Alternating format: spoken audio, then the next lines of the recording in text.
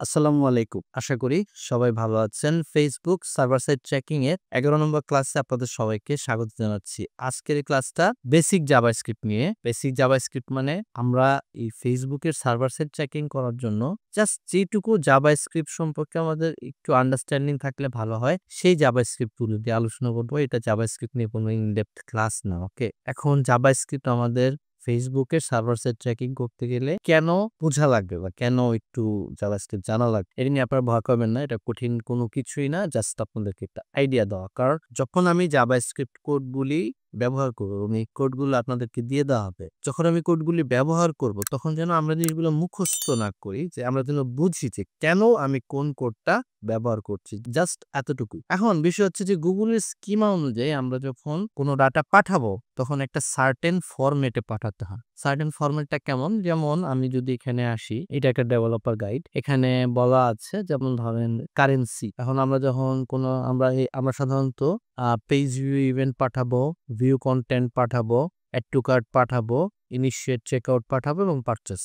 এই ৫টা ইভেন্ট আমরা এই Facebook সার্ভার সাইড ট্র্যাকিং এর জন্য আমরা সার্ভারে পাঠাবো। এখন প্রশ্ন হচ্ছে, যখন আমরা ধরেন for example add to cart একটা ইভেন্ট পাঠালাম। অ্যাড টু কার্ট যখন আমাদের কোনো বায়ার কোনো প্রোডাক্ট অ্যাড টু কার্ট করে, তখন সেই প্রোডাক্টটা কোন কারেন্সিতে আছে, তো এই যে ইনফরমেশন গুলা একটা সার্টেন ফরম্যাটে পাঠাতে হয়। যেমন কারেন্সি পাঠাতে হয় স্ট্রিং হিসেবে, ভ্যালু পাঠাতে হয় নাম্বারে। তো এখন যদি আপনার যে ডাটা লেয়ার মানে এই যে এখানে, হ্যাঁ, এই যে এগুলো হচ্ছে ডাটা লেয়ার।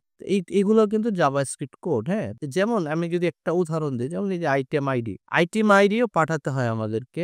আইটেম আইডিটা কিন্তু এই যে নাম্বার হিসেবে আছে। এখন আমি কোনটা নাম্বার কোনটা স্ট্রিং এটা এক্সপ্লেইন করব আপনাদেরকে ডিটেইলস এই ক্লাসেই। এটা দেখেন এই আইটেম আইডিটা আছে এজ এ নাম্বার, হ্যাঁ?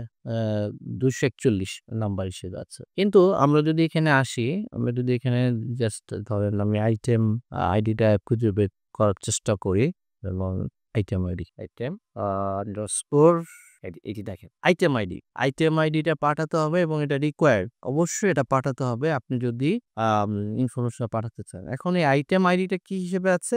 আইটেম আইডিটা আছে হচ্ছে আপনার পাঠাতে হবে স্ট্রিং হিসেবে। কিন্তু আমি যদি আমাদের ডাটা লেয়ারে আসি, এই যে দেখেন আমি ভিউ আইটেমে গেলাম, ভিউ আইটেম থেকে আমি আইটেম, এই যে আইটেম আইডিটা, আইটেমস এর ভিতরে আইটেম আইডিটা কিন্তু নাম্বার আছে।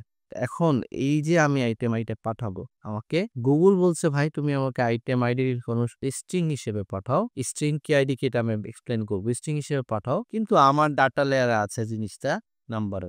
এই যে ডাটা লেয়ার থেকে এটাকে কনভার্ট করে নাম্বার থেকে স্ট্রিং এ কনভার্ট করতে হবে। কনভার্ট করার জন্য আমাদের কিছু বেসিক জাভাস্ক্রিপ্ট কোড ব্যবহার করতে হবে। এখন এই কোডগুলা ব্যবহার করব, কোন কোডের মানে কি, এই জিনিসগুলাই জাস্ট একটু বোঝার জন্য আজকের এই ক্লাসটা, যেন আমরা যখন মূল যে কনভার্সন ইভেন্ট গুলা যখন আমরা পাঠাবো তখন যেন আমাদের বুঝতে অসুবিধা না হয়। হ্যাঁ, তাহলে আসেন দেখি। প্রথমে আমরা একটু বোঝার চেষ্টা করি। এই ক্লাসটার নাম হচ্ছে understanding basic JavaScript for Facebook conversion API setup. Just conversion API setup করার জন্য যতটুকু জানলে আমাদের গুড এনাফ, ততটুকু আমরা জানতে। তার প্রথম যেটা আমাদের জানতে হবে, হোয়াট ইজ স্ট্রিং।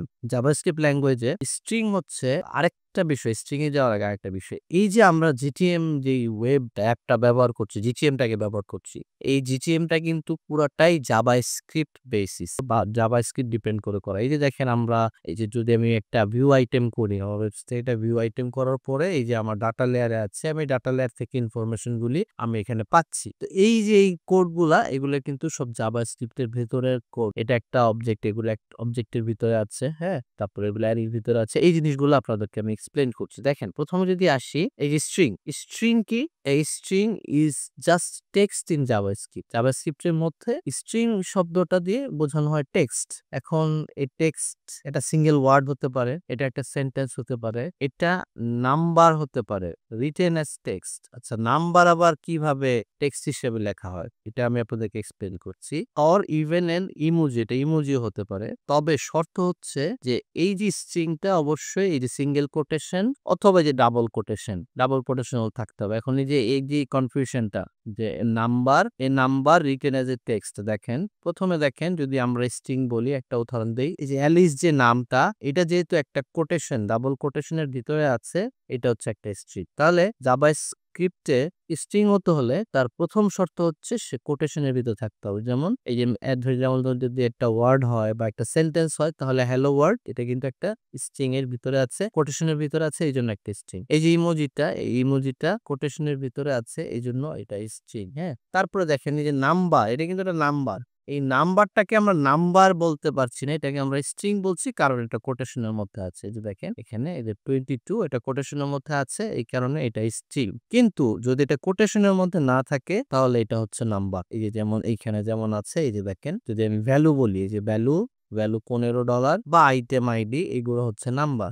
আর এই যে দেখেন স্ট্রিং ডাবল কোটেশনের মধ্যে আছে, ডাবল কোটেশনের মধ্যে আছে, আইটেম নেম এই যে ডাবল কোটেশনের মধ্যে আছে, এইগুলো হচ্ছে সব আপনার স্ট্রিং। তাহলে এই গেল স্ট্রিং এর বিষয়টা। স্ট্রিং কি আমরা বুঝলাম। সেকেন্ড যে জিনিসটা আমাদেরকে বুঝতে হবে সেটা হচ্ছে অ্যারে। অ্যারে কি আমরা আসলে একটু ডেফিনেশনটা পড়ি। An array is like a box that can hold many things inside it instead of keeping only one value. তাহলে স্ট্রিং হচ্ছে একটা ব্যাগের মতো, যেটা বলছে যে ব্যাগের মতো, যেটার মধ্যে অনেক কিছু, অনেক ইনফরমেশন এটা হোল্ড করে। হ্যাঁ, তাহলে এক্সাম্পল যেমন ধরেন রিয়েল লাইফ এক্সাম্পল যদি আমরা দেই তাহলে স্ট্রিং হতে পারে, যেমন ধরেন আপনি যদি স্ট্রিং হতে পারে অ্যাপেল, ব্যানানাস, অরেঞ্জ। হ্যাঁ, এবং এই সবগুলোকে আপনি একটা ব্র্যাকেটের মধ্যে রাখবেন। তাহলে জাভাস্ক্রিপ্টে আমরা যদি অ্যারে কে লিখি, কোনো অ্যারে ডিফাইন করি, তাহলে সে অ্যারেটা হয় এরকম। এই যে থার্ড ব্র্যাকেট যেটা আমরা বলি, থার্ড ব্র্যাকেটের ভিতরে হয়। আমরা এই যে দেখেন, আমরা যদি এখানে আসি, এই যে দেখেন আইটেম, এই আইটেমটা দেখেন আইটেম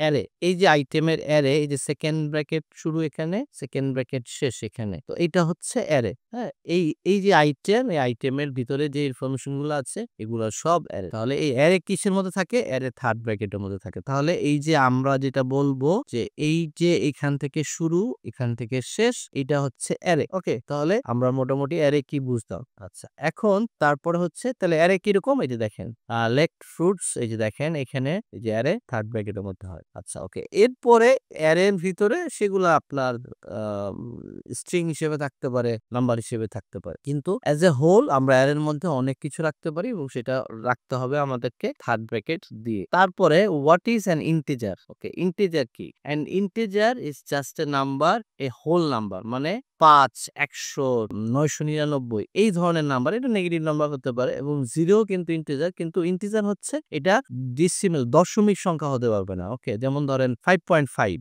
এটা কিন্তু ইন্টিজার হবে না। ওকে, তাহলে এই হচ্ছে মোটামুটি আমাদের ইন্টিজার। তারপরে যেটা বলছে ইন্টিজার হচ্ছে এ হোল নাম্বার। ওকে, আচ্ছা, তারপরে যে জিনিসটা আমাদের জানা প্রয়োজন সেটা হচ্ছে what is an object. Object কি? ওকে, তাহলে অবজেক্ট হচ্ছে an object is JavaScript is like a real world things. Okay, something that has details information about it. Okay, ধর আমরা একটা কোন একটা প্রোডাক্ট ইনফরমেশন পাঠাবো, যেমন ধরেন এই যে এখানে যদি আমরা আসি, এখানে যে দেখেন আইটেমস এর ভিতরে অ্যারে, এর ভিতরে যেগুলো হচ্ছে অবজেক্ট, এই যে অবজেক্ট ডিফাইন করা হয় কার্লি ব্রেস বা থার্ড ব্র্যাকেট দিয়ে। হ্যাঁ, we can store all the information inside one object. Okay, তাহলে দেখেন এই যে রিয়েল লাইফ আপনি যদি একটা পার্সনকে ডিফাইন করেন, এখানে সে পার্সনের নাম, এজ, অ্যাড্রেস, এই সমস্ত ইনফরমেশন গুলা কিভাবে রাখবো? লেট এ পার্সন, এই যে কার্লি ব্রেস যেটাকে বলি বা সেকেন্ড ব্র্যাকেট শুরু হচ্ছে, সেকেন্ড ব্র্যাকেট শেষ হচ্ছে, এর মধ্যে নেম ইকুয়াল টু স্ট্রিং হিসেবে নাম আছে, তারপর নাম্বার হিসেবে আছে, বয়স, তারপর হচ্ছে সিটি। ঠিক একইভাবে আমরা দেখেন এই অবজেক্ট হিসেবে আমরা প্রোডাক্টের ইনফরমেশন গুলো আছে আইটেম আইডি, আইটেম নেম,